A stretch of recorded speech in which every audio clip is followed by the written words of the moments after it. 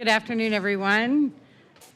We'll call to order the Fort Pinellas Board meeting for October 8th, 2025. If you could join me in standing for our Pledge of Allegiance. I pledge allegiance to the flag of the United States of America and to the republic for which it stands, one nation, under God, indivisible, with liberty and justice for all. Thank you. And now we'll go around the room for our quick introductions, and we'll start to my right here with Commissioner Scherer. Mid-sip, sorry. Pinellas County Commission, Chris Scherer, District 1. City of Largo, Chris Johnson, Commissioner Chris Johnson. Vice Mayor Mike Eisner, Tarpon Springs, welcome. Deborah Fix Sanders, St. Petersburg City Council.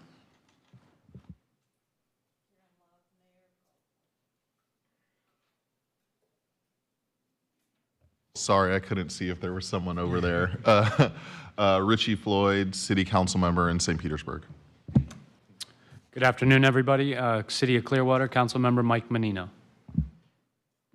Tom Shelley, Deputy Mayor for the Town of Bel Air and North Inland Communities. Mo Franey, Mayor of City of Dunedin, proud home, spring training home of Toronto Blue Jays, who are going to beat the Yankees tonight to get to the next level of playoffs. So there we go. Wow. Thank you. Councilmember Patty Reed from the most amazing city, Pinellas Park. Dave Eggers, Pinellas County Commissioner. Gina Driscoll, St. Petersburg City Council.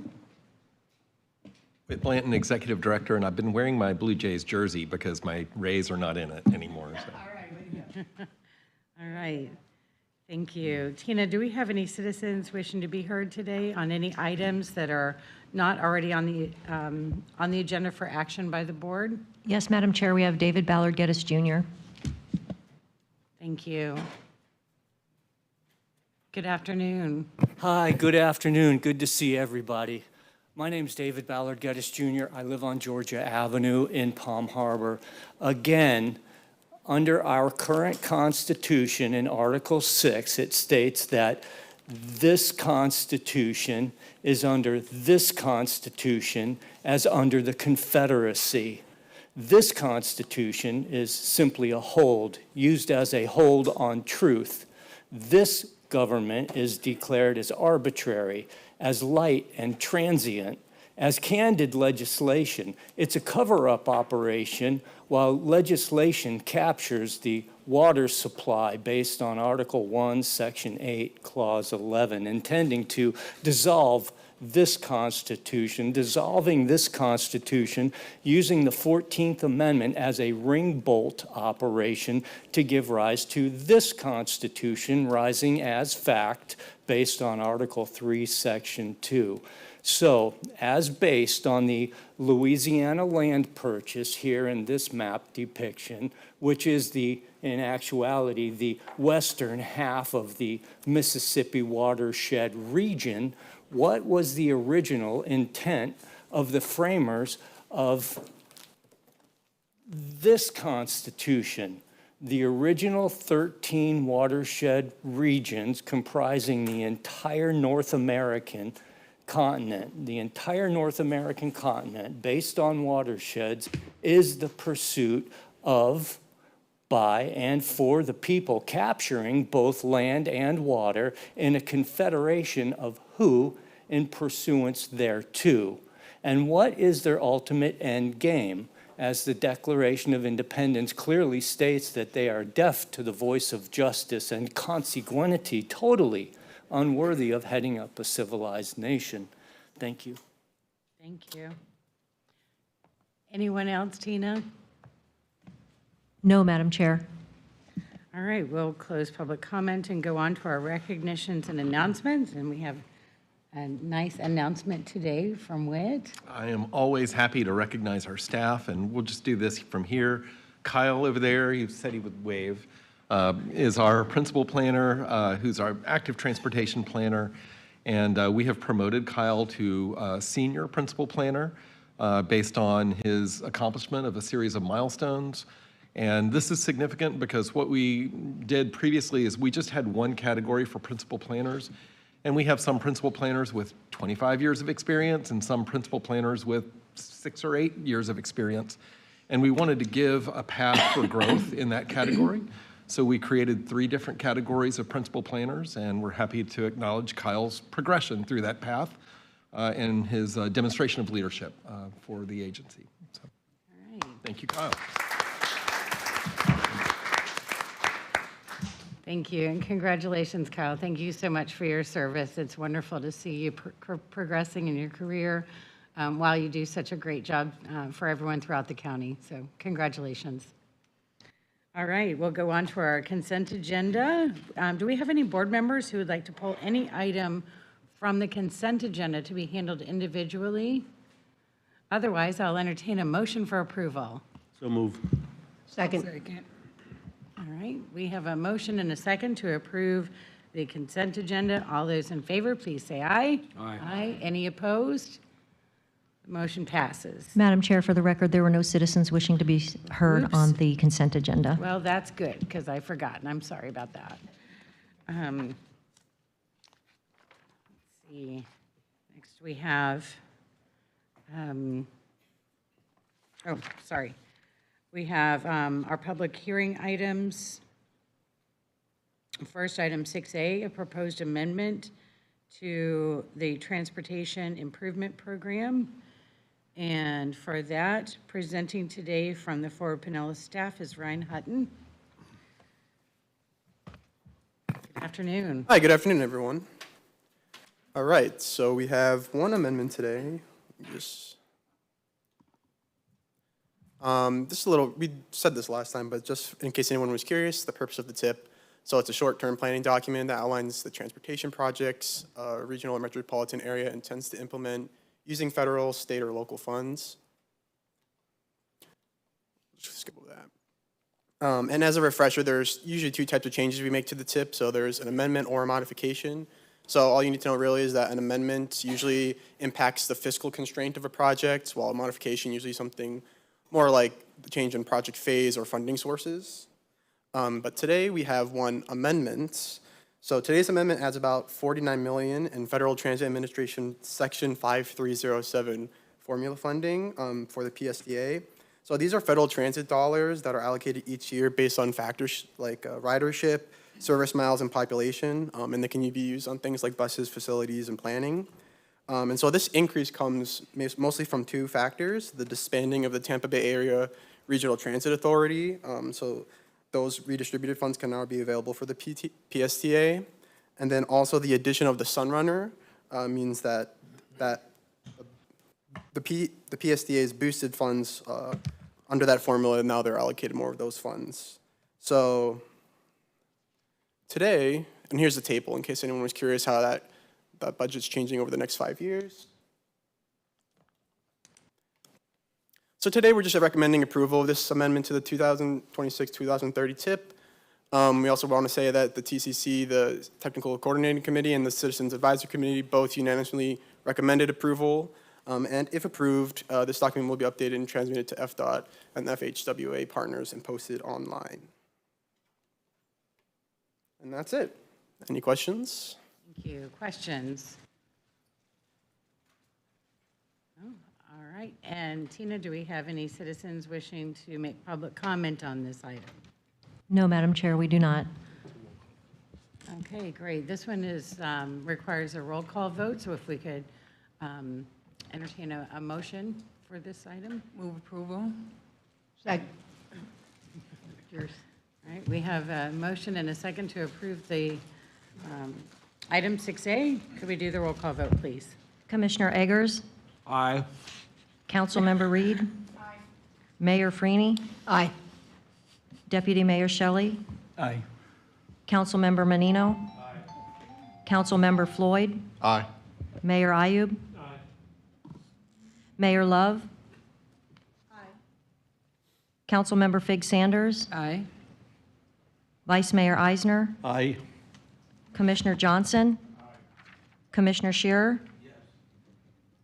Councilmember Driscoll? Aye. That carries unanimously. All right, thank you. Thank you. Now we'll go into our presentations and action items for today, starting with the PSTA activities report. Thank you, Madam Chair. Yes. Thank you. Our first item is the PSTA fiscal 2026 budget did pass. For the second year in a row, the Pinellas Suncoast Transit Authority Board of Directors has approved a balanced budget that reduces the agency's property tax rate while also advancing new services and improvements across the transit system. The rate for 2026 is set at .7300 mils, down from .7342 mils in 2025 and .7500 mils in 2024.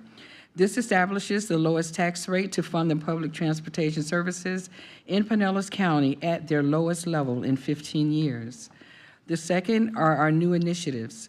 After initiating successful new Grouper Airport shuttle service and the Clearwater Ferry in 2025, PSTA's fiscal 26 budget will support launching even more new initiatives. On October 26, the agency's Connected Community Bus Network will take effect, reorganizing routes and schedules to create a bus system that is clearer, more consistent, and more connected. The system redesign follows extensive public outreach and is cost neutral, achieved without any expected cost increases for the agency or the taxpayers. Third, I'm really excited about is our Spark. PSTA will also debut Spark, which is in District 5, a high-frequency premium bus service connecting South Pinellas Eckerd College and the Skyway Marina District in St. Petersburg with downtown St. Pete and St. Pete Beach. The Spark grand opening event will be at Eckerd College at 10 a.m. on Monday, October 27, 2025. The Spark launch reception will take place at the Allstate Center from 11 to 3 p.m., so please join us. The last update is our waterborne transit. The agency is also set to expand the Clearwater Ferry to the city of Dunedin in the coming weeks and is working toward launching a new Tampa Bay ferry service as early as next year. And that completes the report, Madam Chair. Thank you. Any questions about the PSTA report? Mayor Franey. Just wanted to add that the ribbon cutting is at 9 o'clock tomorrow morning at Dunedin Marina for, restarting the Clearwater Ferry operation. So, and we're very excited about that. Yes, thank you. Anyone else? All right, then in that case, we'll move on to our regional activities report and it will give us that update. Okay, thank you very much, Madam Chair. I want to just bring everybody's attention to your agenda packet. There's an item in there from the September 26th TMA Leadership Group meeting. We had a presentation from the consultants procured by the City of Tampa for the Regional Infrastructure Accelerator Grant Program, and they described the memorandum of understanding that they are asking all three MPOs and any other partners who are transportation providers in the region to sign. They presented a methodology for how they are evaluating projects that are identified in every MPO's 2050 long-range transportation plan for consideration as potential accelerator projects. The accelerator is, just a reminder, is not new money coming into the region. It is using tools like innovative finance and public-private partnerships, private equity bonds, things like that to advance projects that have already been identified as a need and a priority in the region, but lack funding. And they gave some examples at the TMA Leadership Group meeting, and I was particularly impressed. Some of these are big-ticket projects that require, bonding, tolling, some of those traditional mechanisms. But the state of Oklahoma advanced a series of sidewalk projects, wide shoulders, safety projects statewide, and they bundled them all together to get those projects done through this program. So it can address a lot of different types of projects, and it's certainly multimodal in approach. There's a federal office in the U.S. Department of Transportation called the Build America program, and this grant is through that program. What we're asking you today is to approve the MOU for just committing us to be good partners and work well with all of our other regional partners, which we do. And the Hillsborough TPO signed and approved this earlier today. Yep.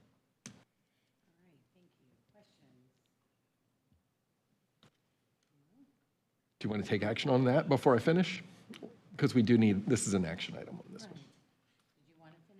I can finish, talk about the other item, we can come back to it. Oh, let's do this item and then go to the Okay. So we're asking for a motion to approve. You have one. Second.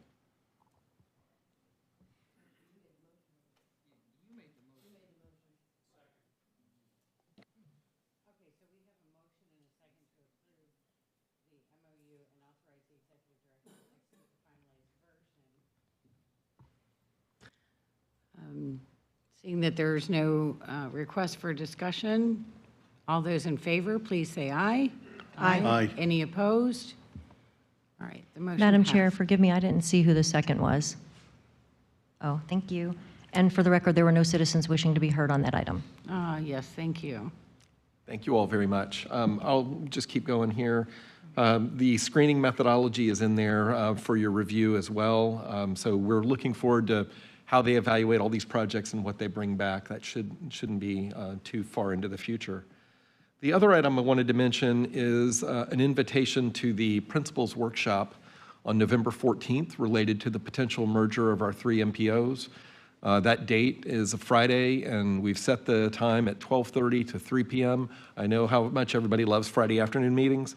The Pinellas County Commission is meeting with the Pinellas Legislative Delegation that morning, so we wanted to make sure we didn't present a conflict for any of our county commission members, since they are principals to any agreement.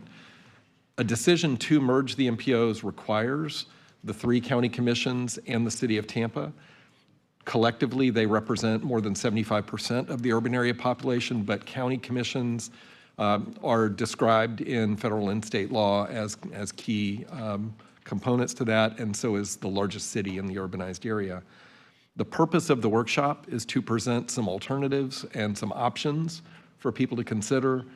We have invited over 160 local elected officials to this meeting, so you'll be rubbing a lot of shoulders with people you know, and maybe some you don't, from the 3 counties. And while I don't expect all of those folks to show up, we would like to have one person at least from every local government in Pinellas County. And I do encourage all of our board members to be there if you can. I think it'll be informative. I think it'll be educational. We are looking to use this principals workshop as a basis for making a decision, a recommended decision of whether to merge the MPOs by spring of 2026. So our goal is not to draw this discussion out too long, because we've been talking about it for many, many years, and use this dialogue and forum as a basis for helping to reach that decision. And I want to assure you that if we're not able to merge, then we will look at Plan B fallback options on how to continue to work to strengthen our regional partnership. So it's still a lot to go and a lot of decisions to be made.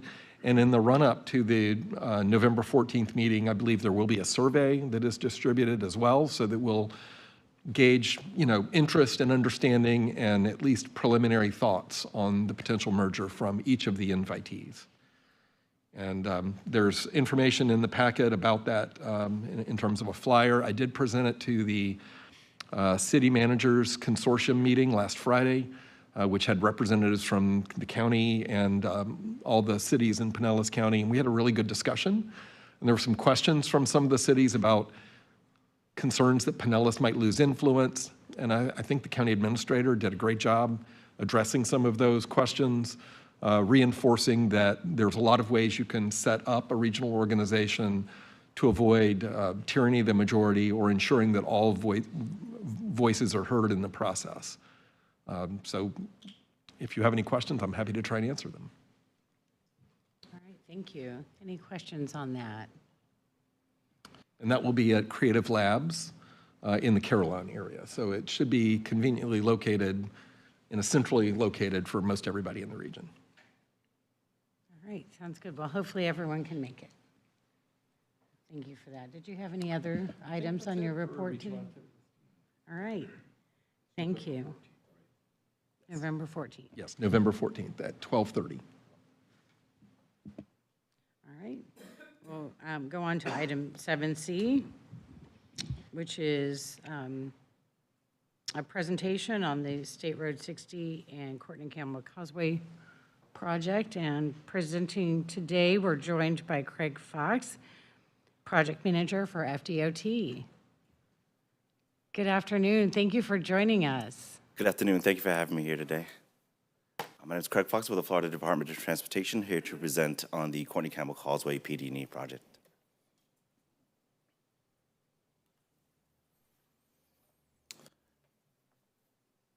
So we're happy here to present about the kickoff for this study. The study limits start in the city of Clearwater, as you can see on the map at the left at McMullen Booth Road, and they continue east along the Courtney Campbell Causeway into the city of Tampa, ending just before the Veterans Expressway. The length of the study corridor is around 9.4 miles. The Courtney Campbell Causeway is an important east-west connector for the region. It connects to Florida's strategic intermodal systems at US 19 and both at the Veterans Expressway or State Road 589, and also provides regional connectivity. The causeway also serves as a very critical emergency evacuation route. Now some information on the existing typical section. This is looking east towards the city of Tampa. The existing typical section consists of 2 lanes in each direction, ranging from 11 to 12 feet wide each. It also consists of a 4-foot shoulder and access roads on both the north and south sides of the causeway. There's also a shared use path along the south side of the causeway, extending the full length of the causeway. And the existing speed limits range from 45 miles an hour to 60 miles an hour. Now to review the project needs. First, starting with structural improvements. The oldest structure along the corridor is over 50 years old, so as part of the study, one thing we're going to do is run a life cycle cost analysis to determine whether it would be best to replace the structure or to continue to maintain the structure. Safety is another important factor. Causeway vulnerability is another important factor that we're looking at with the study. As you all are well aware of, last year there were multiple storms that hit the Tampa Bay region, and there still is some repair going on from those storms. To mitigate and assess the vulnerability of the corridor, we have a separate assessment that's going on to determine some hardening that we can do along the corridor to increase the resiliency of that corridor. Safety is another project need. Currently, the corridor experienced a crash rate of around 1.39 million vehicles miles traveled, which is around 2.7 times the statewide average for a similar facility of its type. So there needs to be some significant safety improvements along the corridor. We do see the highest crash frequencies around Dr. Kiran Patel Boulevard, the boat ramp entrance, and also the Rocky Point Drive. And within those 3 intersections, Rocky Point Drive does serve as a spike with bike and pedestrian crashes, so we're going to be paying close attention to that intersection for improvements also. Traffic capacity is also another need that the study is going to address. Capacity is needed before the design year of 2050 for around 8.45 miles. So the vast majority of the corridor will have a capacity need before the design year of 2050. And that's shown a bit, you see the worst of that congestion between Dr. Kiran Patel Boulevard and Bay Harbor Drive. And again, it is an emergency evacuation route, so having capacity for that is also important to the region. Water quality is something that's also important that we're looking at with the study. Around 2018, the department constructed the Virginia Creighton Bridge that provides additional water crossing to allow flushing within the region north of the causeway. That has been shown to have very positive effects to the water quality to that region north of Old Tampa Bay. So as part of the study, we're going to look at potential additional openings to make further water quality improvements. So addressing the project's purpose is to address the vehicle capacity, safety, and emergency evacuation needs, and also improve the resiliency of the corridor to withstand flooding and erosion associated with adverse weather events. The environmental effects that the study will analyze include natural resources, cultural resources, social environment, and also the physical environment, covering everything from wetlands to noise and contamination.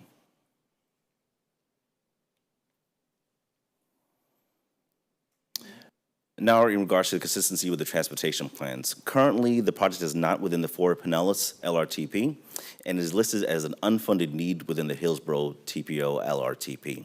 We will look to work closely with both Florida Pinellas and the Hillsborough TPO to achieve planning consistency as we move forward with the project.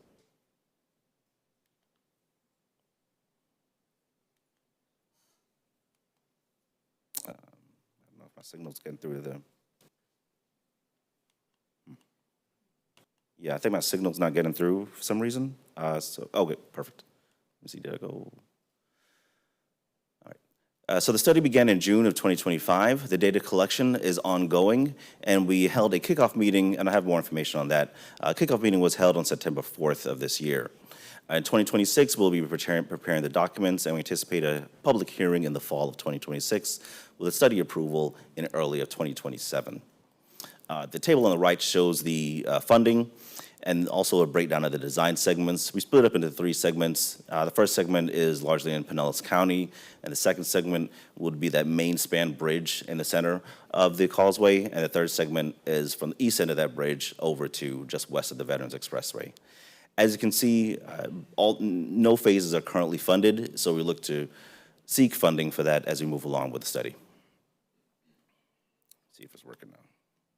If you could advance the slide, please. Thank you. Now, the kickoff meeting was held at the DoubleTree by Hilton Tampa Rocky Point Waterfront Hotel on September 4th. The comment period ended September 26th. We had a pretty good turnout. It was just in person only, but we did have the information also simultaneously available online. And we also extended the comment period to allow folks more time to add their comments. 48 individuals attended in person, and we received 39 comments. Actually, that's up to 40 because I got one in the mail. And in regards to the topics brought up at the meeting, well, that we see from the comments so far, water quality, as you can see, is a very important issue for attendees. Around 59% of those that submitted comments mentioned water quality. With trail enhancements being number 2, and also Dana Shores flooding and other items such as safety and hardening. So we are thankful that we had a lot of participation with that from that meeting, and we're looking to follow up with communities as we go along with the project. So here's my contact information along with the project website, and now I'd like to open up the floor for any questions. Thank you. Questions? Yes, Councilmember Menino. Madam Chair, thank you. Craig, thank you to you and your team and for the presentation. I do have a question. You talked a lot about safety, capacity, and resiliency, which is obviously important in this project. I see no mention in there, and I'm only asking because we've had several discussions and complaints over the years about lighting, especially post-storm. Is there any assessments into this project regarding lighting, or is that going to come kind of after the fact? So that comes after the fact. The P&E study, we don't really account necessarily for lighting, although we do make sure that our concepts are very conservative. So if we're looking at the concept and, you know, we look to have the one that has kind of the worst, when I say the worst impacts, I mean like the widest kind of footprint. So lighting is going to be really very easy to accommodate within our concept, but that's typically added on when you get into design phases. But we're definitely going to make sure that there's a space to include lighting within the concept. Thank you, sir. Thank you, ma'am. Thank you. Vice Mayor Eisner. Thank you, Madam Chair.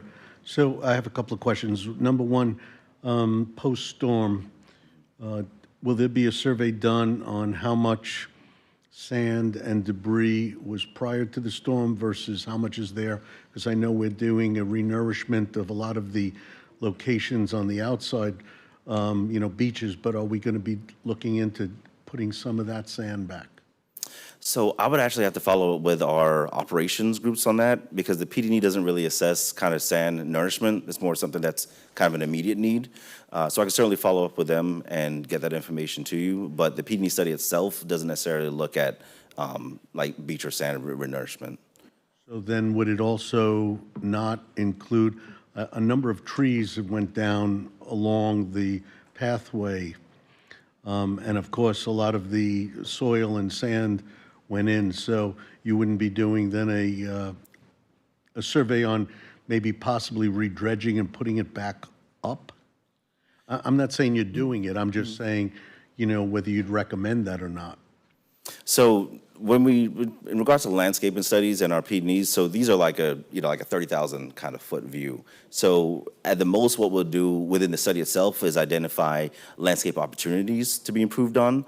But as part of the public coordination that we're doing, like I can certainly take that to our design folks and see what we can do in the meantime. So the study's not going to evaluate it like independently. It's not part of our scope, but that's something that I can certainly take to our team to see what they're doing as far as that evaluation goes and see what they're doing to restore any trees that were not down. Well, the reason, of course, I bring this up is because a lot of the items that you had in there overlap this. So if we don't deal with this, then there's no sense. How do you use it as an evacuation zone if it's in the process of falling apart right now? I see what you're saying. Yeah, and to kind of a little bit add to that, and I kind of, sorry, I mentioned this from a really high level when I said there was like an ongoing hardening project that's going to look at making improvements in resiliency along the corridor.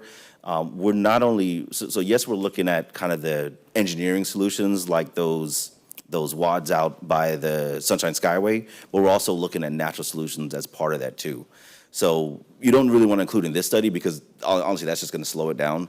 So we're actually having that study is ongoing right now, and that one's actually going to look at whether we can find like engineered solutions or we can actually apply some natural solutions by increasing some of the vegetation along the corridor to increase the resiliency of it. So one last question that it's maybe not a question, it's more of a statement. My team did a lot of flood restoration when the storm hit, and there's been a large report of cement turning into powder. I mean, cement structures, literally foundations. Would you be willing or looking into anything like structure where the salt water could have, done some damage to the roadways at all? So as part of this leading up to the project, we actually, so FDOT annually does, not annually, every 2 years, it does a structural analysis of every bridge structure within our district. And all these structures have been included in that study. Once the current status of the structures is that they are in pretty good condition. There was some damage done to them, but our bridge office has been addressing those needs. There are some other structural needs along the corridor that's sort of unrelated to the storms, and we are kind of incorporating that into our assessment to see what recommendations this study will come out of.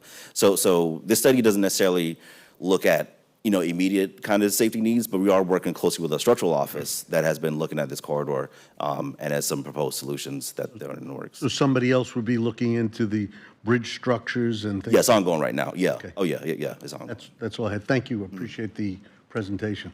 Not a problem. Thank you. Anyone else?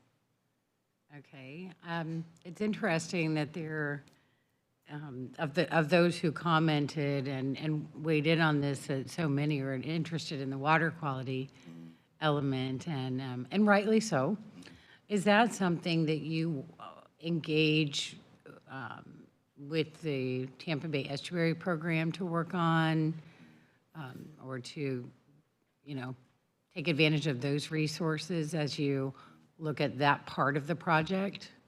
Yeah, so we have received information and been in contact with Tampa Bay Estuary Program. We're actually all part of the Florida Scenic Highway Advisory Committee. So in those meetings, we've certainly met with them and got the contact information. So as part of the ongoing project engagement, I do intend to follow up with the Estuary Program just to make sure that we're on the same page and get any input we can from them. So yeah, they're our partner that we're looking forward to be working with within the study. That's excellent. Thank you. All right, well, we don't have any more questions, but I wanted to give Whit an opportunity to say a few words about this project. Thank you, and thanks, Craig, for the presentation. We have been working with the city of Clearwater a little bit on this area. Speaking of water quality, the city is interested in that flushing and filtration in Cooper's Bayou, which is an area that doesn't have great water quality right now. The city also has developed a Cooper's Point master plan that I don't think is funded yet, but that is an opportunity for a trailhead and some observation towers and other amenities that complement the Courtney Campbell Causeway Trail. And we are going to be assisting the city of Clearwater with a strategic plan for the whole area, because the water treatment plant on the southwest quadrant is eventually going away. And that might free up some space for events, parking, races, different things like that could happen on the Courtney Campbell Causeway Trail. And last year, the city of Clearwater had a legislative earmark to assist with funding to elevate Bayshore Boulevard in that area, which floods pretty regularly with even a pretty light rain. So we'd like to bring all these things together and complement the PD&E study, as well as the State Road 60 corridor study that is also underway, to really highlight this area because it is such an important gateway coming into Pinellas County. So I'll keep you all updated as the strategic plan moves forward. That's something we think we'll do in-house and should be fairly small level of effort, but it's really trying to tie all these different things together into one easily referenced document rather than having to go to the legislature with one thing and then another thing and then another thing. You kind of package it up and they can see the bigger picture of how it all fits in. All right. Well, thank you. Thank you, everybody. Appreciate it. Yeah, great update. Next, we have our presentation on the strategic intermodal system unfunded needs. And for that, we have the one and only Chelsea Favreau.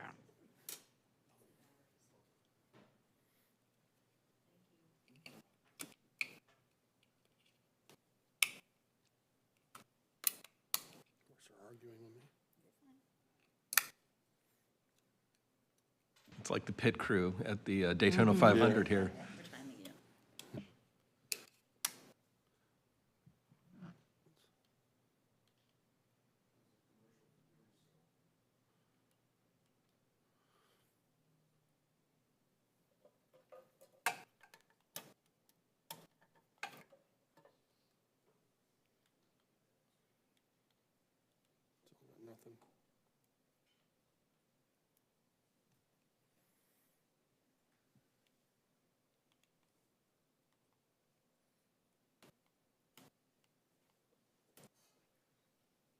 Sorry, y'all.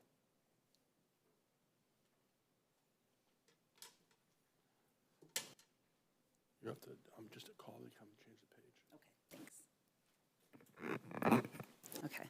Well, FDOT broke it and they just left the room. So thank you for having me. This is actually the Department of Transportation put together a really nice video on their strategic intermodal system unfunded needs plan. After having watched it and run that video through the committees, we decided that it really might benefit you all to get a little bit more background on what the strategic intermodal system is and how it directly applies within Pinellas County. So I'm just going to give you a few slides and then we'll go ahead and we'll start the video. Next slide, please. Thank you. So what is the strategic intermodal system? So the map up on the screen there identifies what the system is here in Pinellas County. It is a high priority network of transportation facilities deemed most important to the state's economy and mobility. This was established by the governor and the legislature back in the early 2000s to really focus the limited transportation resources on the highest priority corridor. The funding that goes towards the SIS is about 75% of the Transportation Trust Fund, and really it's just those highest priorities for capacity investments. As you can see in Pinellas, it's US 19 North coming down to the Gateway Expressway, and then over to I-275 corridor, and then Gandy Boulevard going out towards Tampa. Those are the SIS corridors that are currently in Pinellas County. PIE is considered, on the label it says emerging SIS. There's a different term for that now, but basically it's very important for the area, but it doesn't quite reach that threshold of SIS, so it is recognized by the department. Next slide. So there are different SIS facilities. One of them is highways. So an SIS, in order to be designated SIS, it has to be either an interstate or a high-capacity toll facility, a limited access facility. Oh, maybe. Aha, we're working now. Thank you. A limited access facility with an SIS or another limited access at the end, a national highway facility that connects to an urbanized area outside of Florida, or a controlled access facility that connects two or more urbanized areas with an SIS facility on each end. So it's pretty broad, but it's really just focusing on those higher capacity roadways that move the most amounts of traffic and don't just kind of stub out and dead end anywhere. So going back to the map, you can see the facilities here in Pinellas. None of them head towards the beaches and end abruptly. It's a connected network, and that's really the goal of the SIS. When it comes to airports, so in order for an airport to be designated as SIS, it has to meet a minimum activity level or determined to be of compelling state interest. For that minimum activity level, the facility has to have at least 2.5% of Florida's total annual passenger enplanements. PIE, or the St. Petersburg Clearwater International Airport, is of compelling state interest, but does not currently meet that size criteria. So that's why it's reflected on the maps, but doesn't currently get those SIS dollars. It's just identified. PIE did serve approximately 2.5 million passengers in 2024, and when I looked at their numbers about 2 weeks ago, they're on track to beat that number right now, which is a great number for PIE, but it doesn't currently meet that 2.5% of statewide total passenger enplanements. And at our Citizens Advisory Committee, we got a lot of questions about why is the map in Pinellas just roads and airports? What about transit? What makes this a multimodal plan? And in other areas of Florida, there are transit facilities that are designated as SIS, but there are some thresholds that need to be met in order to get there, and Pinellas does not currently have anything that meets those thresholds. So for an interregional passenger terminal, this could be, a future hub in Hillsborough County that serves Brightline and other activities. It could be a future hub in Pinellas County that serves multiple modes, but it has to have more than 100,000 annual rail or bus passengers. And then for a fixed guideway corridor, so a designated transit corridor, in order to meet SIS guidelines, the facilities have to be dedicated to vehicles that are operating only on a guideway constructed for mass transit purposes. It can't be a bus sharing a lane with other traffic. And then another criteria is it has to be within or connecting multiple urban areas and serving regionally significant traffic. So Tri-Rail in South Florida, the Brightline, Sunrail in Central Florida, these all really meet that criteria, but in Pinellas County, we just don't have any of that yet, and that's why when you look at the list in your packet, it is roadways, all roadway projects, because that's what we have currently. So in order to be designated as an SIS facility, the state regularly reviews the SIS for new facilities, or even maybe there are some that might have to be removed. I'm not familiar with any that have happened, but there may be a couple examples out there. And then should Pinellas invest in facilities that are appropriate for the SIS in the future, FDOT would then review them for designation. A great example of that is the SIS used to include US 19 between 118th Avenue and Gandy Boulevard, and then Gandy Boulevard from US 19 all the way over. When the Gateway Expressway was opened, that designation was actually shifted because now the Gateway Expressway is taking up a lot of that traffic, and it was more appropriate for that to be designated. So for the unfunded needs program that you're about to see, this is going to be explained in the video, but I kind of want to give you another crack at trying to explain it. The unfunded needs uses a travel demand model. We'll call it a black box. And it puts in a whole bunch of data, and it spits out what roadway or what corridors are going to need capacity improvements in the future. And that need is basically just based on how many vehicles are going to be assumed to be traveling on those roads. It does not consider available funding. It does not consider available right-of-way. It's just the quote-unquote need. The projects that we identified to help meet that need in the future, that's up to the local governments, Pinellas County, the cities, Ford Pinellas, and FDOT to all work together to identify what those solutions are. So there is a table that says it includes recommended improvements to meet that need. That's just what the model is telling you would need to be done in order to meet the future capacity need. So adding a bunch of lanes to US 19 where it's already been built as a partially controlled access facility, probably not going to happen in the future because there's no more room to do that. But per the model, that's the quote unquote need. So I just don't want you all to get too hung up on what the recommended needs are in the table in your packet. This is more of an exercise. Once we know what the model says is quote-unquote needed, then we'll work together to come up with solutions to meet that need. They could be transit needs or transit projects. They could be technology projects, further timing of the traffic signals, ramp metering. There's a lot of different solutions that we can look at going forward. So if anyone has any questions on that, I'm happy to take them. Otherwise, we'll turn it over to the video. All right, any questions so far? Okay, well, All right, roll we'll it. start the video and I'll come back up if you need me. Thank you. To a process and coordination overview for FDOT District 7's SIS 2050 Multimodal Unfunded Needs Plan. The SIS 2050 Multimodal Unfunded Needs Plan serves to identify transportation improvements needed for SIS facilities.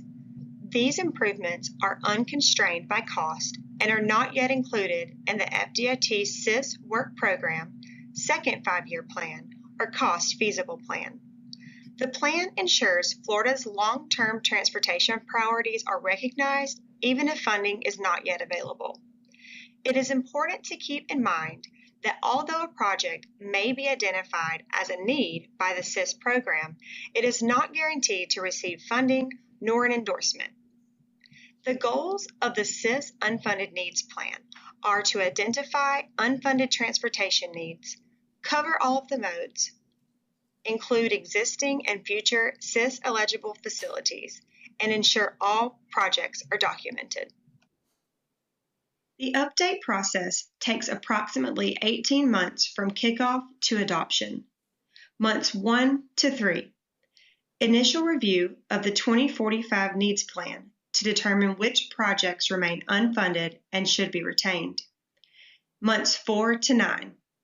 We have pulled the LRTPs and are working to identify projects. We use traffic modeling to identify needs based on population growth and land use. We are currently starting months 10 to 15, which is the development of the draft plan, including district maps, tables, and regional profiles. MPOs, TPOs, and stakeholders will review the draft plan when ready. Months 16 to 18 are for the final review by FDOT senior management, then adoption by the FDOT Executive Board. MPOs and TPOs play a key role in identifying needs through their LRTPs and regional plans. Coordination also includes regional transportation authorities, local governments, and modal transportation partners. The FDOT district handles local coordination with partners and reports back to central office SIS program via their monthly teleconferences.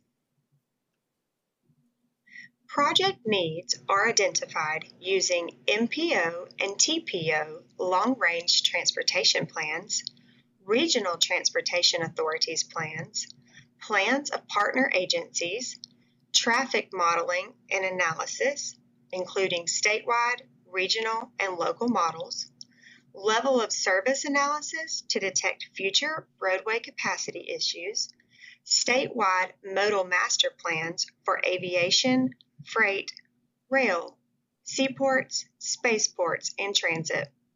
GIS and data visualization help map project locations and priorities. The plan consists of individual district maps and tables that list cost and location of unfunded projects, regional profiles showcasing economic and demographic overviews for each region, and an executive summary providing a high-level overview of identified needs by district and mode. For the final review, once the final draft is ready, the MPOs, TPOs, FDOT districts, and SIS staff conduct a review of the draft plan. After senior management approval, the final draft is presented to the FDOT Executive Board for adoption. Once adopted, the plan serves as a guiding document for future funding considerations. The SIS 2050 Multimodal Unfunded Needs Plan is essential for shaping Florida's long-term transportation needs. It assures that the MPOs, TPOs, and their regional priorities also align with SIS needs. It uses data-driven methods to validate these needs and also ensures all potential SIS projects are documented for future consideration.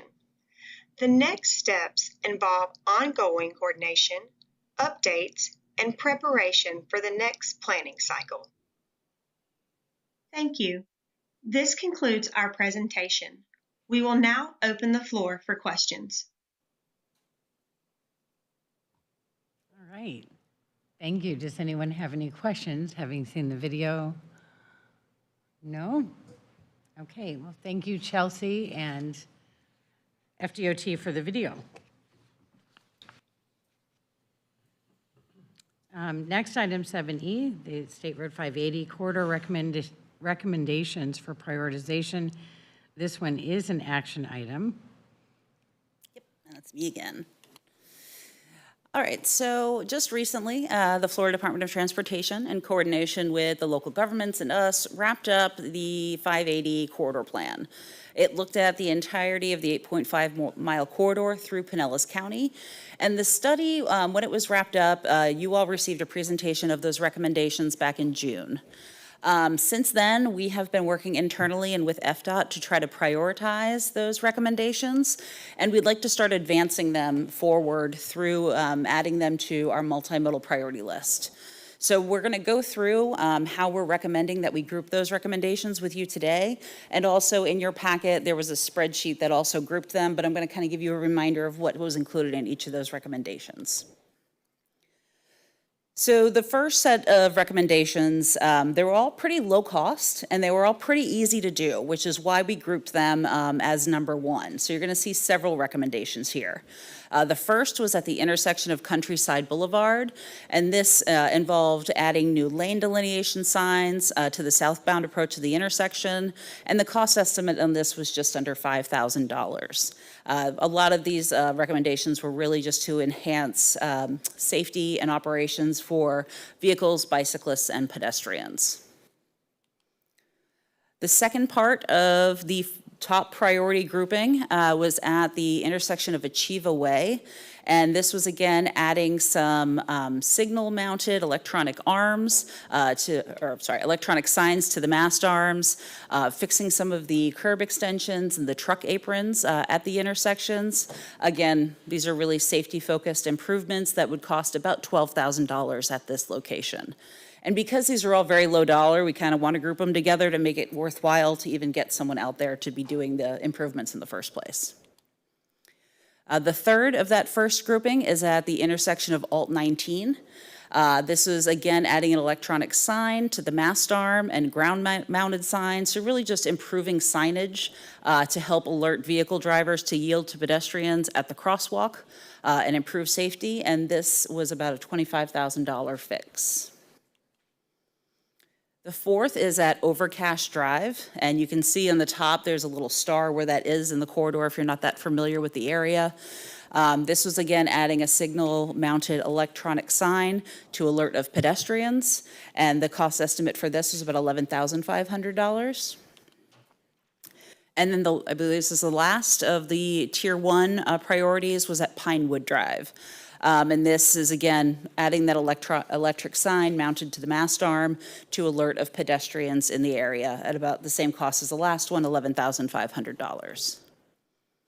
Oh, I lied, there's one more.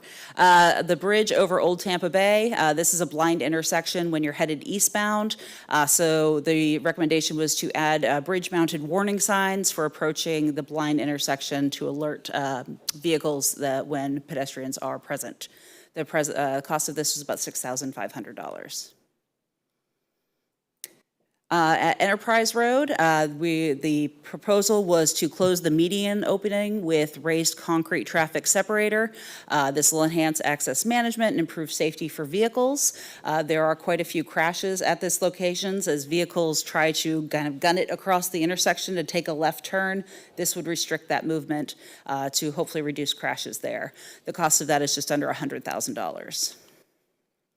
And at the US 19 frontage road, there's quite a host of improvements here to enhance safety and operations for vehicles, bicyclists, and pedestrians, but all are within the existing right-of-way. And this includes some traffic separators, pedestrian refuge islands, moving the push buttons for the pedestrians to a better location, and then adding some high emphasis type treatments for the walking path. This one also is about $100,000. And then at Tampa Road, the improvements here would enhance driver expectancy regarding lane designation and safety for vehicles, really adding some overhead signage and pavement markings for a cost of about $217,000.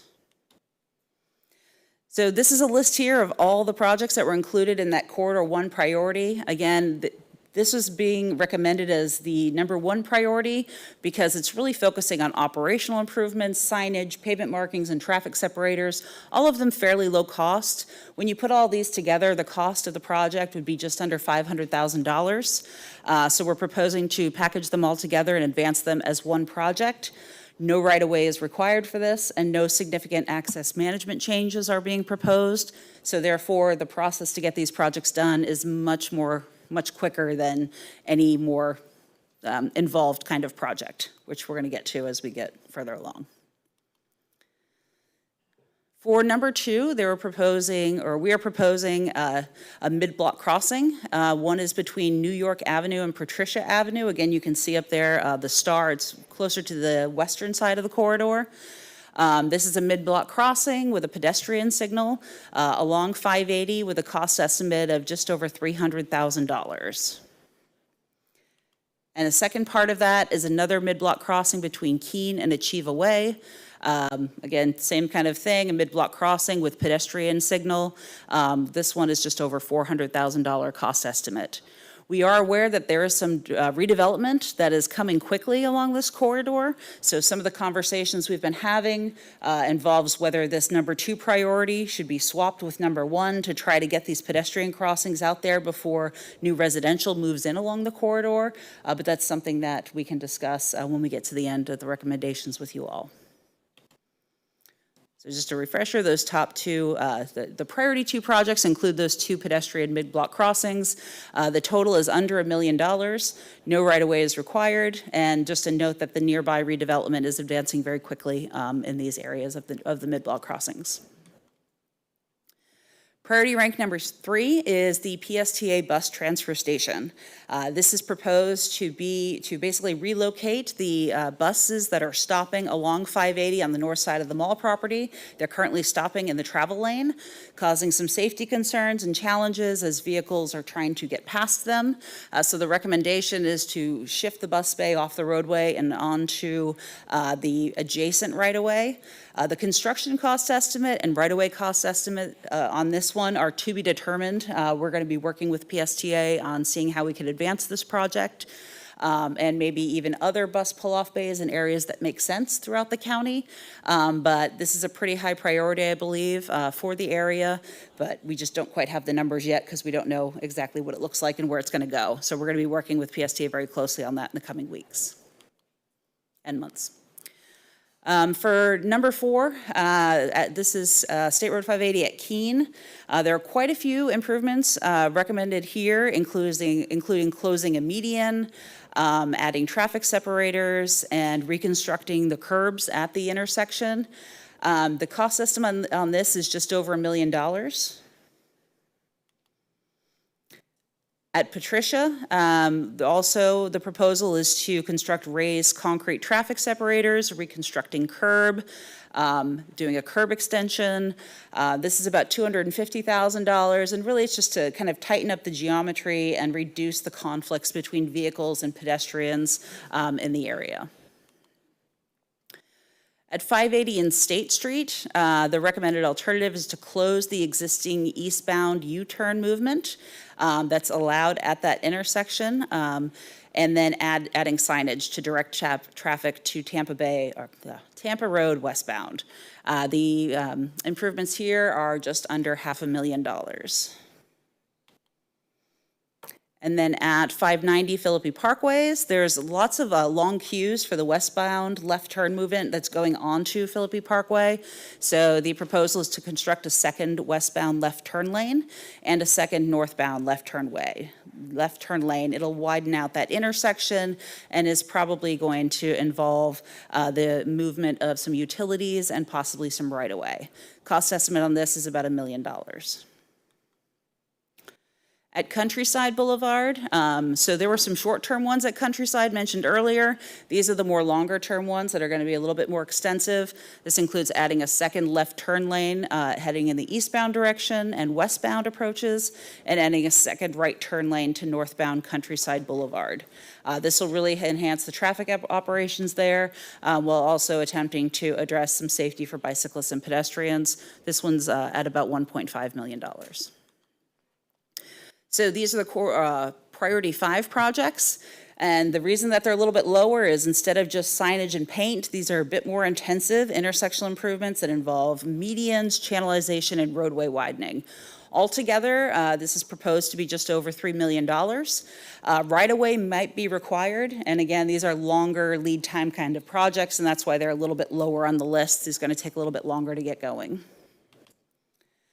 And then priority 6 is the bridge over Old Tampa Bay. The recommendation is to widen the bridge, typical section, to provide for a barrier-separated 10-foot shared use path.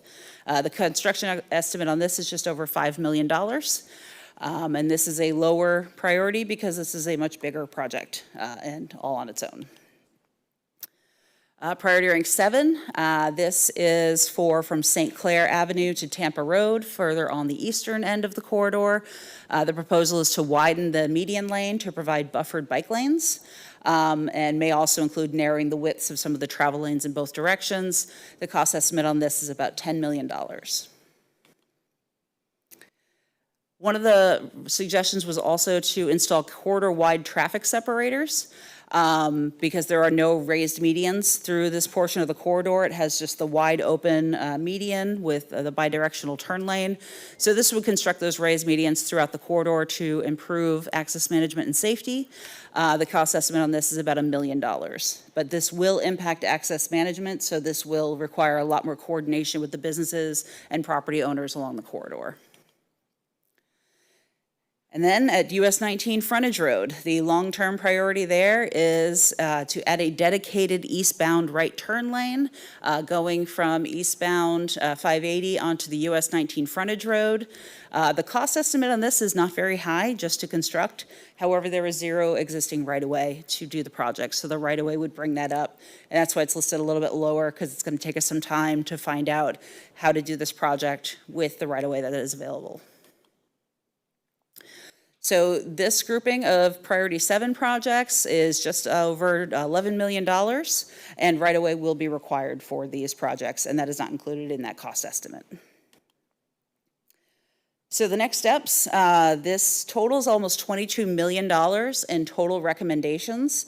So we're looking for direction on the board. Are the groupings and the priorities and the way that we have them listed, do those make sense? If you'd like to suggest any changes, we can do that. But what we'd like to do is we'd like to start with our top priorities and start feeding them onto the priority list in order so that we can start getting these implemented and underway. The funds that these projects will go toward, or the funds that will go towards building these projects are the same funds that all of our other priorities compete for. So we want to be careful we don't put them all on the list at once, because then many of them will just all sit there. And then our other priorities will get overlooked. So we'll be working with you every year on when we do the priority list, working thoughtfully as to how we advance those projects in a way that makes sense. And with that, I'm happy to take any questions. Thank you. Vice Chair Eggers, and then. Wow. If you are a part of 580 at all, this is a lot. So I'm not quite sure. I think the phase 1 approvals are interesting. But, you know, from my perspective, and I mentioned this a little bit ago a couple of times, that 580 at 19 right turn lane is probably one of the most important things that we could work on.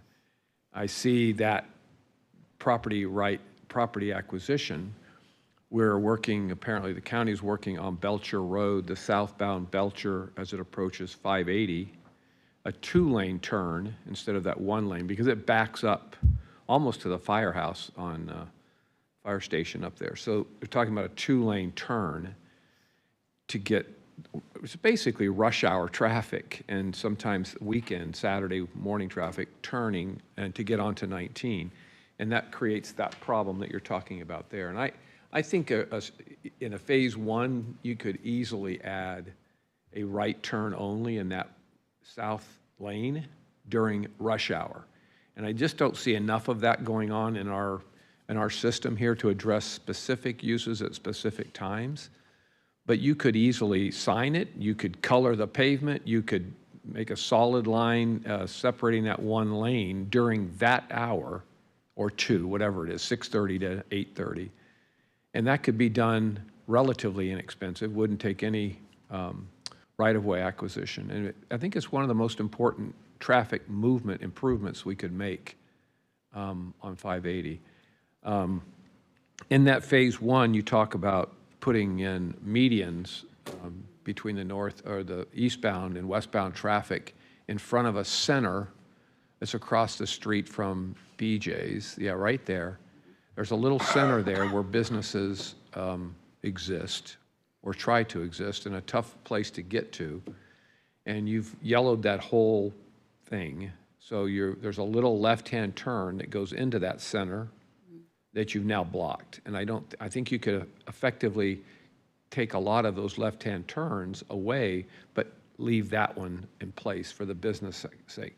Since this is phase 1, or I think rank 1 or whatever, that's something that I would want to address. Okay. And then there was another one down at Keene, I think it was Keene, County Road 1 and 580. County Road 1 and Keene, yeah, County Road 1 and 580. And there's this little yellow thing there in the median. It's a left-hand turn going into that, I think it's a Winn-Dixie Center grocery store.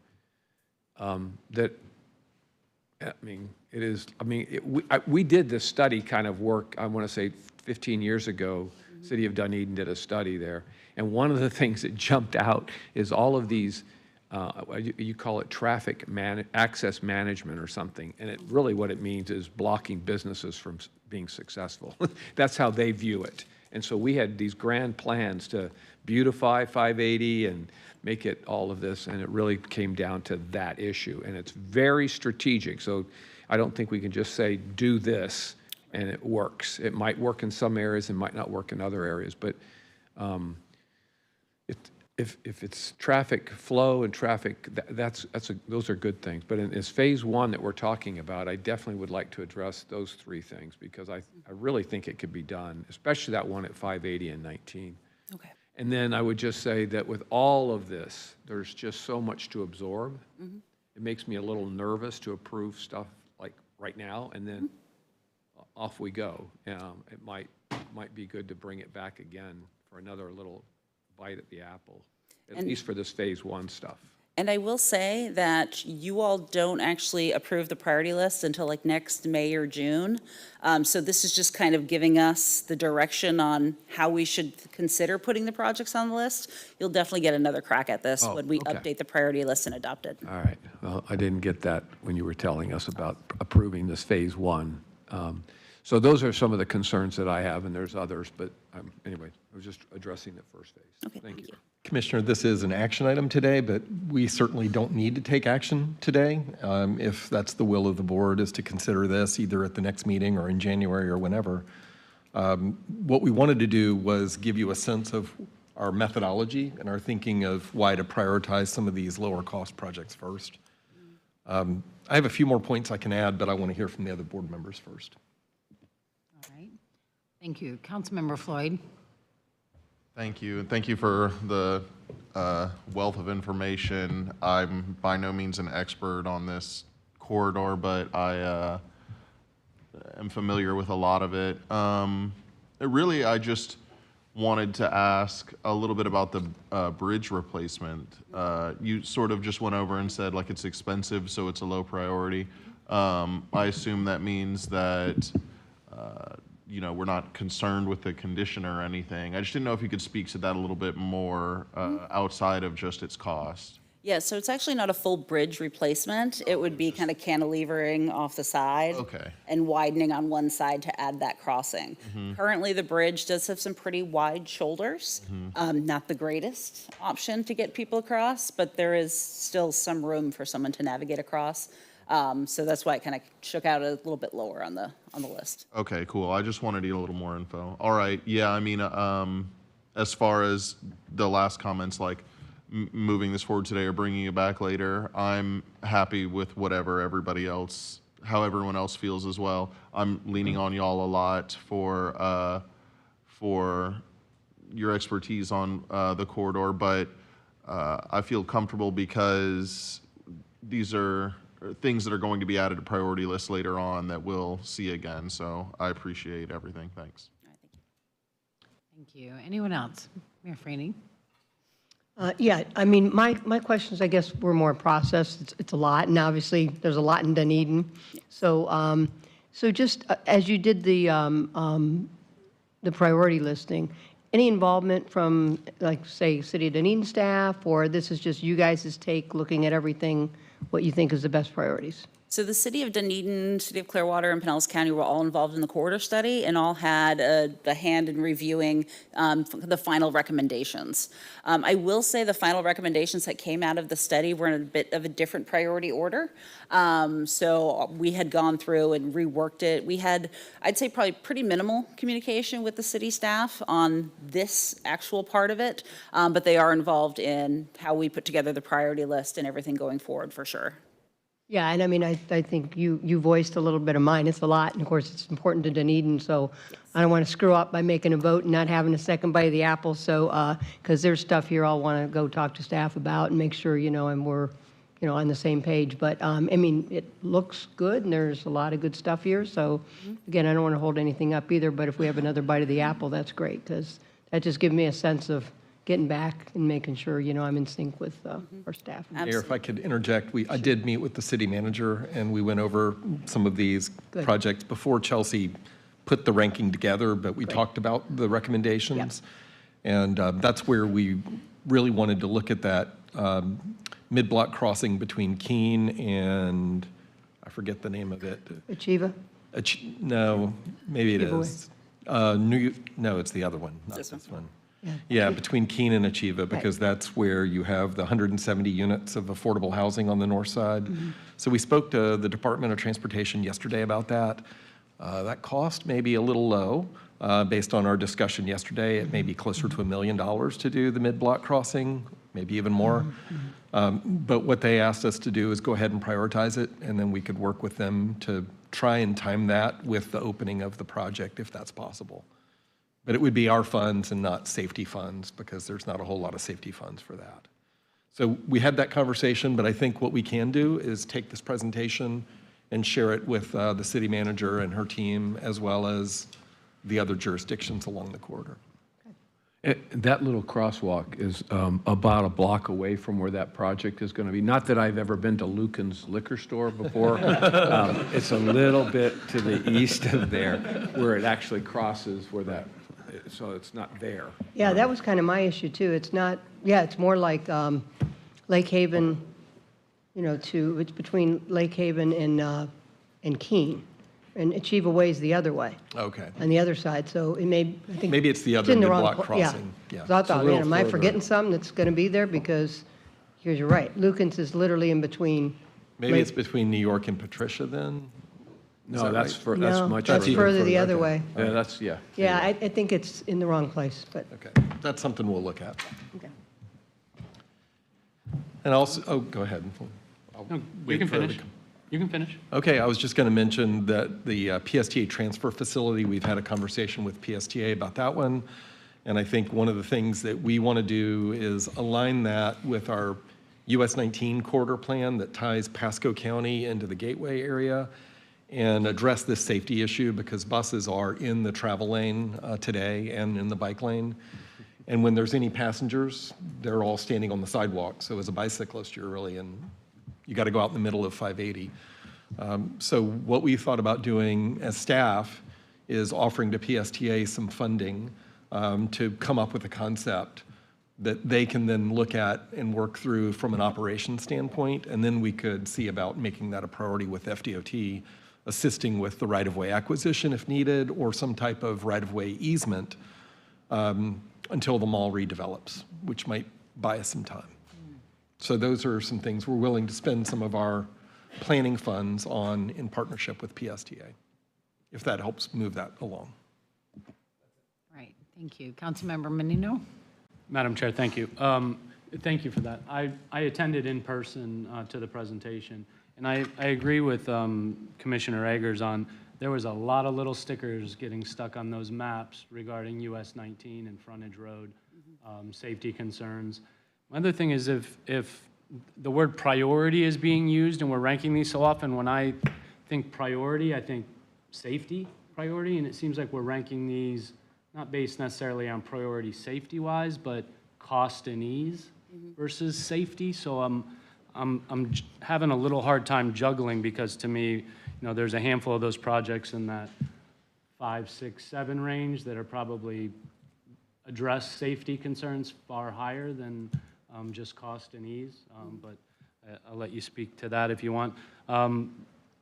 It is a big project. I'm glad that you included the new housing project that, I know you don't know where it is, but that liquor store I'm glad you included that because we have heard from a lot of people that they're concerned that at some point there's going to be accidents and then we're going to go backwards and say, we probably should have put a light. And can we, you know, look at that now why we're addressing it. Countryside Boulevard, definitely a challenge, trying to turn and head east on Countryside Boulevard. That backs up pretty bad. And I do like that we're finally addressing just west of Patricia.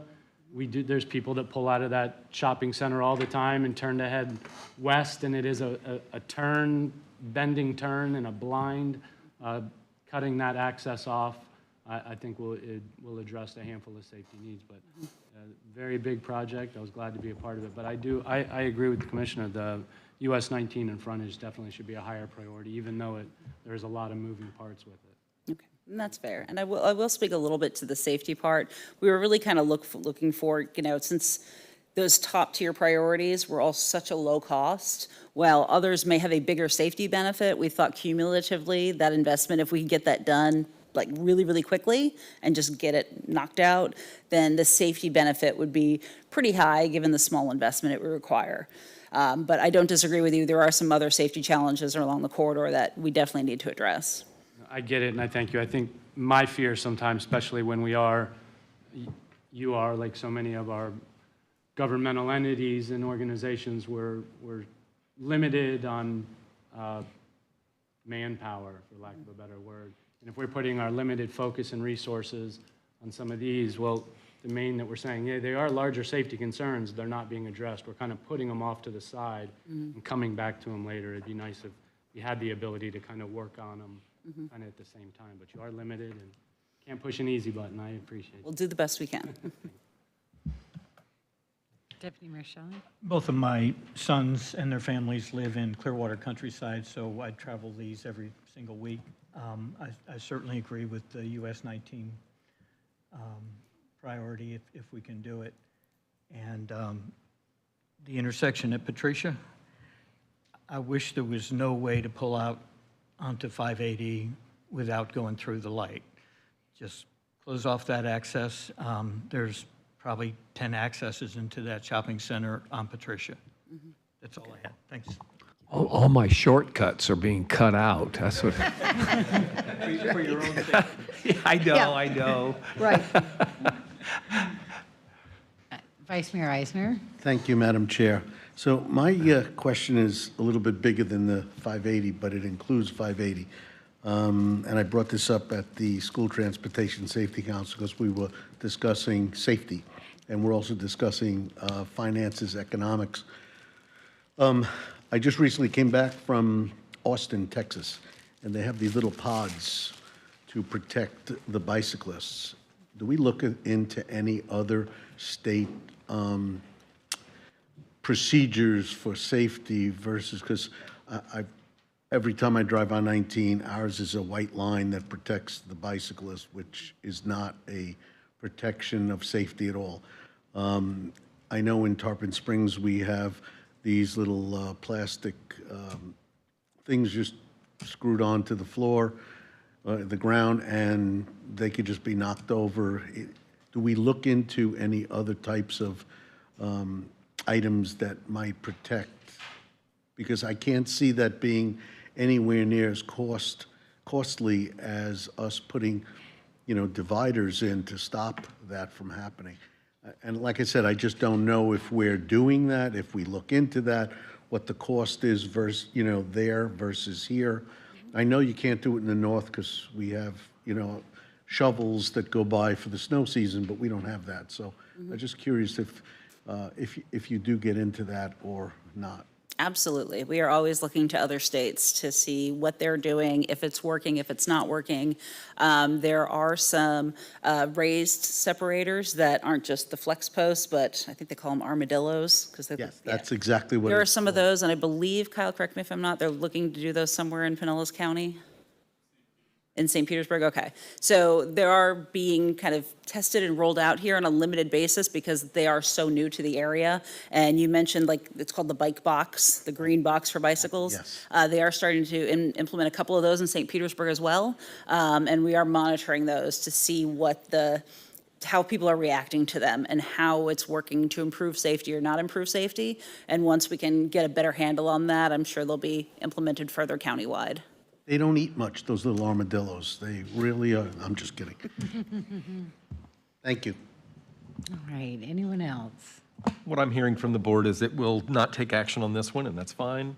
What we'll do in the meantime is we'll coordinate with FDOT to see about a pilot operational improvement at that intersection at Frontage Road and 580 to see about a dedicated right turn by time of day. I know Billy Hadaway's in the audience over there, and downtown Orlando did that and still does, for Orange Avenue, the main north-south road through downtown, where certain times of the day it's on-street parking, other times of the day it's a travel lane. So, it's management.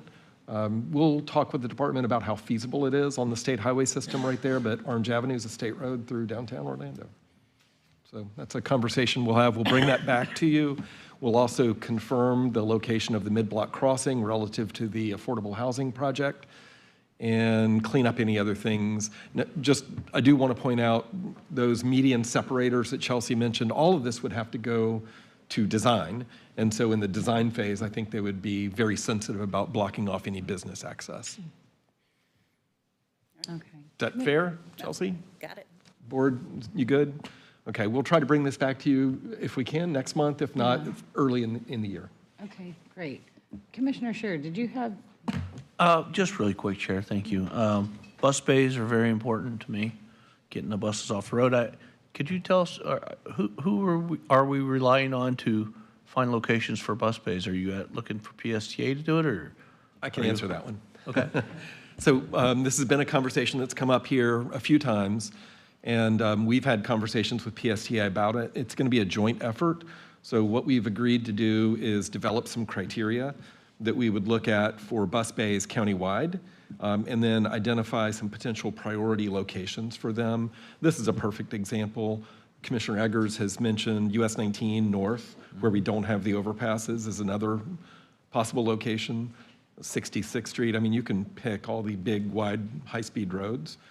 Right-of-way is always an issue, but I think there are some opportunities, and PSTA is willing to work with us on that.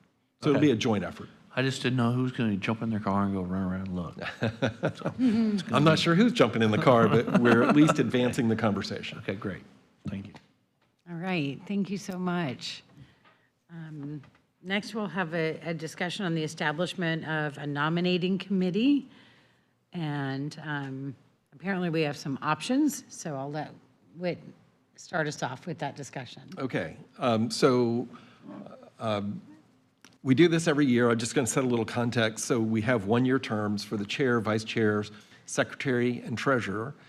We have all those people here except for the treasurer today, who's Councilmember Albritton, and he's out of state today. So by the bylaws have all of these as one-year terms, but as a courtesy, historically, this board has allowed the chair, the vice chair, the secretary and treasurer to have 2-year terms. But it's the will of the board, and it's certainly contingent upon remaining in office and all those other good things. So you've had 1 year, everybody's had 1 year, so we're entering the second year of the term. I have spoken to Councilmember Albritton, and he's interested in continuing or giving up that role for somebody else if they want to take that opportunity. He has served his 2 years already in the treasurer role, and he has been out of state quite a bit this year since the hurricanes. I have spoken with Commissioner Scott and Mayor Freeney as people who would be interested in serving in that role. So I think, the board has the option today of either establishing a nominating committee, or you can make a decision today to extend the terms into next year, or you could make a motion to appoint somebody to replace Councilmember Albritton if that's your desire, or any of the other positions for that matter.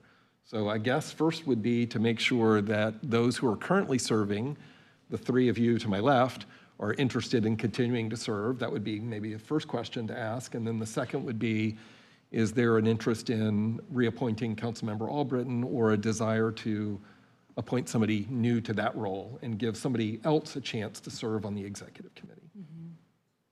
Okay. Got it. All right. So I don't know if any of the other members of the executive committee would like to speak first with their thoughts. We have selections in November and a county commission for our officer position or chair or vice chair. So I think if things go in a certain direction, I probably would want to step down as vice chair here and let somebody else have that opportunity. So I guess if we're going to do that today, is that the idea of making that selection today? It's up to the board. We're prepared to do it today. We could also defer and wait until the November meeting to make that. I mean, Will decisions have been made by the time we get to our November meeting here? I don't think so. I think we make ours on November 18th.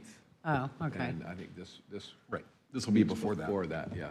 So I would just say, probably to be safe, just to withdraw my name as the vice chair and let somebody else have the opportunity. And when would this go into effect? January, since we don't meet in December. We don't meet in December. Right. Or we could do it the other way, where I just keep it, and then if I do get the other position, we could make the change later. I'm at the will of the board. I mean, Well, if you don't mind. Nope, go ahead. Nope, go ahead. So, since, and I believe it's always good to have a county commissioner on the executive committee because. What we've typically done, this might help. Yeah, yes. Is we typically alternate between a county commissioner and a city elected official as chair. So there's that, and there's the fact that Commissioner Scott, I'm sorry that it's too bad that he's not here. I think he'd be willing to serve in any role. And since both he and Mayor Freeney are willing to serve, and of course this is open, I'm just sharing my initial thoughts here. I agree with them. We could have Commissioner Scott take the vice chair role because we trade off between city and county as the chair. So he could take your spot in the event that you Yeah, I think that's a good idea. step down. So you could stay, he could be waiting in the wings, and nominate himself next year. And then we have Mayor Freeney as the treasurer. So that is one scenario that we could consider. And Mayor Freeney, thank you for stepping out. So that's Do you want to confirm if? great news. Councilmember No, Reed? I want to go to Councilmember Reed next. Yeah, I like that. You know, I would like to stay on and do that as as we go through the chairs. And then I also, if we looked at in January, when everybody, because you have quite a few things coming up with elections and all that coming up. In January, we would kind of know what direction everybody's going. Might be a good thought too, because I'm good with that, and I'm good with also doing it in January. Except for Whit's making a face. Well, I don't want to wait till January. We want to Okay, point okay. for the January meeting, so we have a chair in January. Yeah.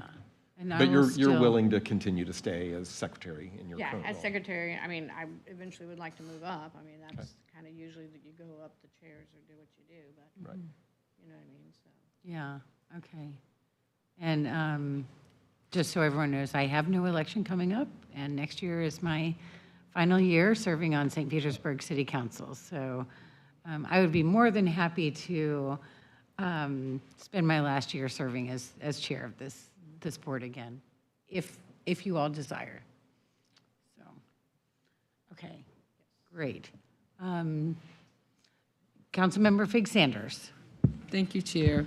In my discussion with Whit on this, I thought because of timing and basically what everyone has said, I would recommend, I would be amenable to whatever the majority, but that everyone remains in those positions, especially with what Commissioner Eggers has just stated. And then if something should happen, we have a nominating committee that, in other organizations that I sit on, and it makes it so much easier to talk about the process of attendance and the flow and transition. So that would be a good thing. But going forward, because of timing, I would definitely be supportive in extending another year for those current officers. And if Commissioner Eggers has to step down, then we also have another plan for that. I don't want us to make decisions with commissioners that are not here. Like Commissioner Scott is not here, Commissioner Albritton is not here. So if we can wait or if we can extend it, that would definitely be a plus to the process. But I agree with Commissioner Reed. Eventually, people do want to move up. But in this particular case, I can see you remaining in those positions, extending it for another year. Vice Mayor Eisner. So, Madam Chair, thank you. I did want to bring up something for the board to consider. On October 2nd, I got an email from you. Yes, well, it's a fake email. I just wanted to share that with you. That Councilman David Albritton is he's not around, and you needed $2,950 from me it's just, I just wanted people, while we're discussing this, just so that people know, it's a joke, these are spoofs or whatever they are. But I did get that. I turned it over to my IT department. I just figured I would bring it up, you know. Say again? I should have started by saying that's a spoof? Well, I'll take that under consideration.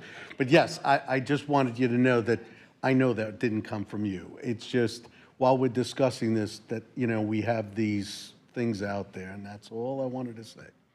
But thank you. No, I actually, that was forwarded to me by, there was an email that came from Mayor Love to that same effect, saying that she knew that it was a phishing email. Yes, And yes. you all will find, I mean, if you serve on PSTA, we get those all the time too. They get all the board members' emails and send them out. I mean, as elected officials, we just get those on a pretty regular basis, and it's Well, you said unfortunate. you'd- It's unfortunate, but thank you for bringing it to the attention. Did you have anything to comment on regarding the nominating I would- process and the executive board? I kind of agree that we should keep things as they are until we find out, you know, what's moving on with that. So that's where I'm at. Okay. Thank you. Commissioner Scherer, and then I'll go over here. Oh, thank you, Chair. I agree with Commissioner Sanders in extending for a year, and then when Commissioner Eggers becomes the chair of the Pinellas County Commission, we can find a replacement for him at that time.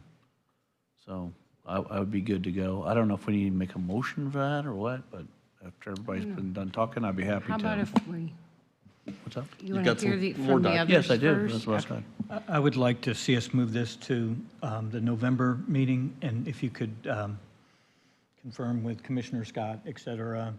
I think it's a great idea to have the same people in the seats for another term because of the merger that you've worked so hard on for so long. Thank you. Councilmember Menino. Thank you. I guess we're all going to take a stab at this one. Appreciate the thoughts. I agree that it is tough to make those decisions with individuals that are not present, and that's not an opportunity to punish them. And though it is only a year, totally makes sense not to appoint somebody.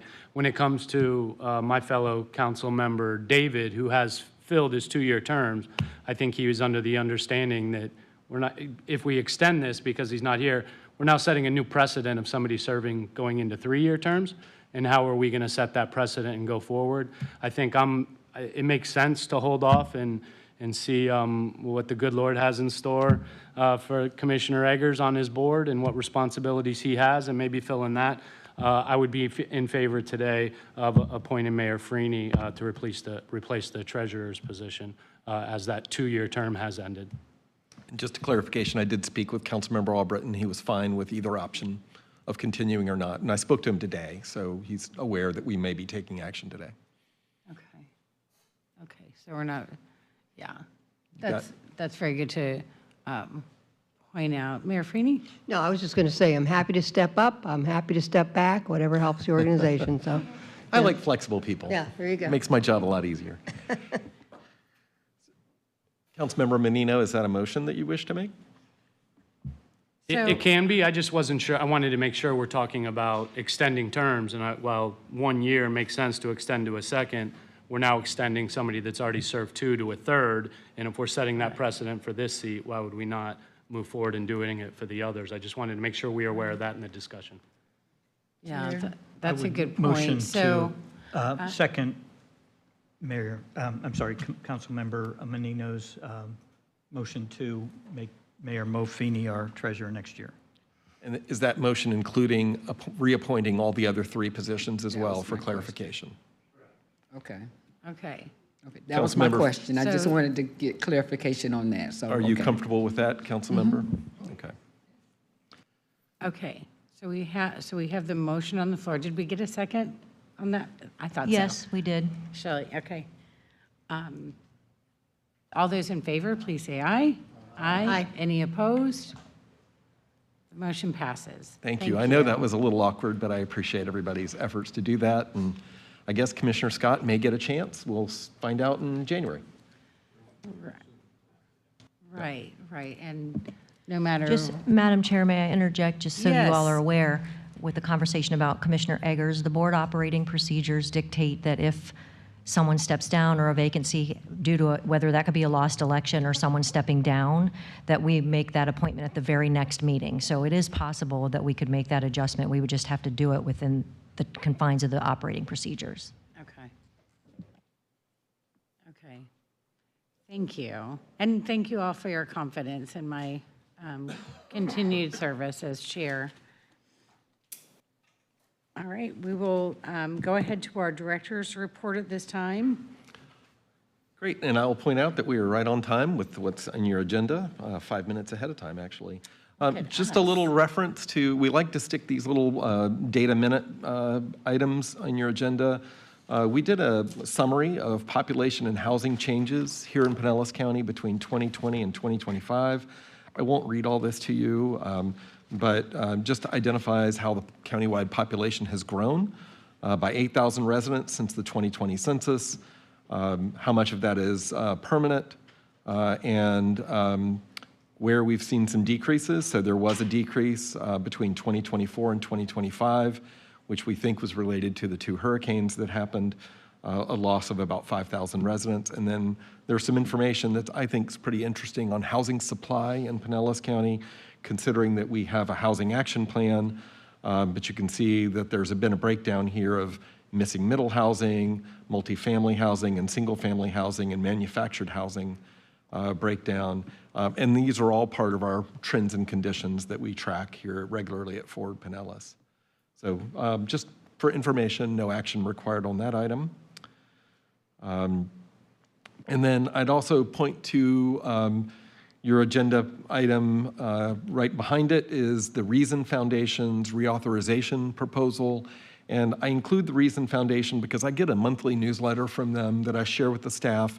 And in your packet, we've had a series of reauthorization proposals that have come from different interest groups. And I want to make sure that we're not feeding you one particular partisan perspective on those. So we try to provide all views on reauthorization. The Infrastructure Investment and Jobs Act expires in 2026. So Congress is already having hearings about the next surface transportation law.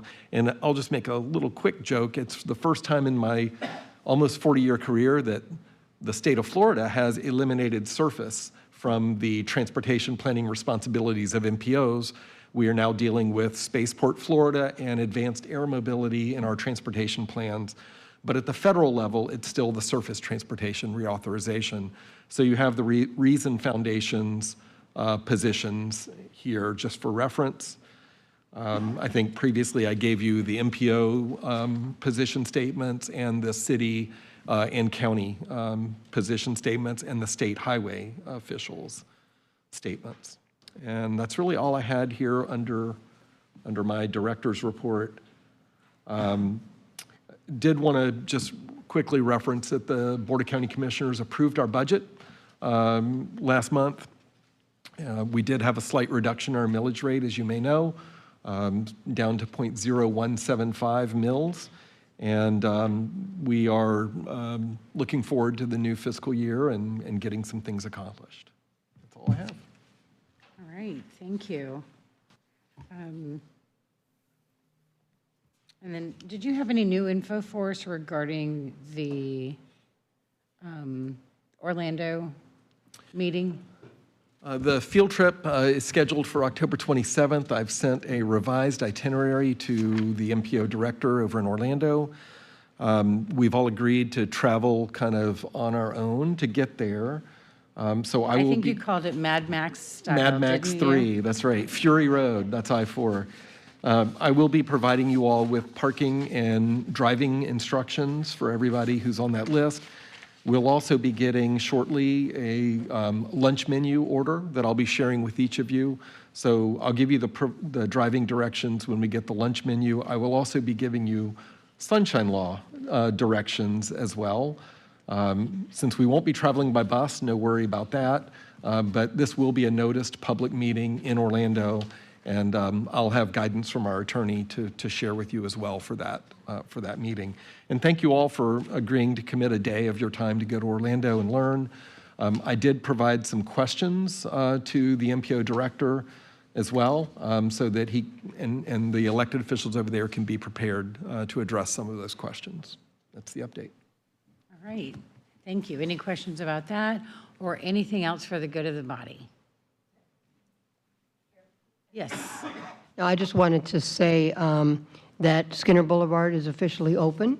And I don't know that we talked about that last meeting because I think it happened between the two meetings. And of course, there's 2 roundabouts on it, and we're getting great feedback on the roundabouts. And so it's going well. I mean, a lot of the beautification stuff has to be done, but Daniel White of DOT was the project manager. But, you know, kudos, 5 months early. They got that open. So we always complain if it's late. But here we go. So just wanted to say that. We love to see it. And a reminder that we will be doing a before and after study of that project. We've got all the before data. We're going to wait a little while for it to settle down and traffic patterns, but then next year we'll probably be doing the after study.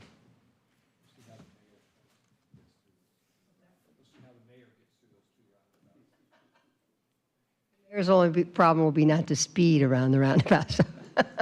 They're really easy, so it's great. All right, thank you. Anything else for the good of the body? All right, thank you, everyone. We're adjourned. Thank you, Joe.